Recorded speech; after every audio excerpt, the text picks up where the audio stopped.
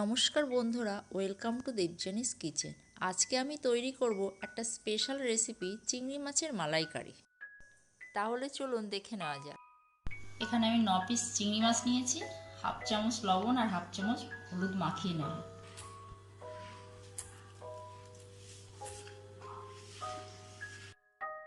ফোড়নের জন্য একটা তেজপাতা, কয়েকটা লবঙ্গ, একটা দারচিনি আর দুটো এলাচ নিয়েছি। এখানে আমি একটা নারকেল কুড়ে নিয়েছি, এটাকে আমি মিক্সিতে দুধ বার করে নেব। নিয়েছি একটা মাঝারি সাইজের পেঁয়াজ স্লাইস করে কেটে নিয়েছি, একটা মাঝারি সাইজের টমেটো, 4টে কাঁচা লঙ্কা, এগুলো আমি সব পেস্ট করে নেব। 4 টুকরো আদা আর কয়েকটা রসুনের কোয়া, একটা পেঁয়াজ। প্যানের মধ্যে আমি সামান্য সাদা তেল দিয়ে এবার মাছগুলোকে আমি ভেজে তুলে নেব।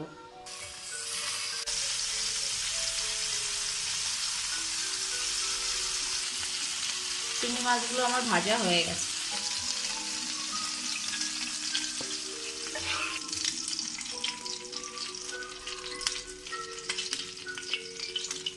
করে আমি একটু ভেজে নিচ্ছি। এবার দিয়ে দেবো পেঁয়াজগুলো। এবার আমি আদা রসুনের টমেটোর পেস্টটা দিয়ে দেবো।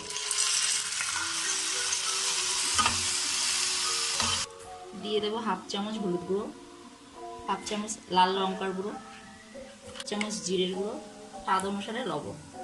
আমি এগুলো পেস্ট ভালো করে মাখিয়ে নেব। এবার দিয়ে দেবো নারকেলের দুধটা।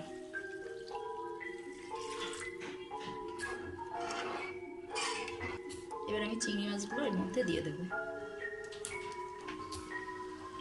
মিনিটের জন্য ঢাকনা চাপা দেবো।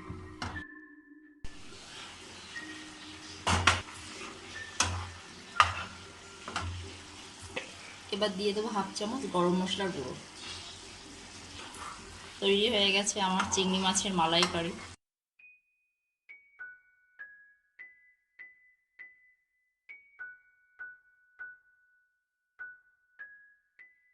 বন্ধুরা, রেসিপিটি ভালো লেগে থাকলে লাইক, শেয়ার, কমেন্ট অবশ্যই করবেন এবং আমার চ্যানেলটিকে সাবস্ক্রাইব করবেন। ধন্যবাদ।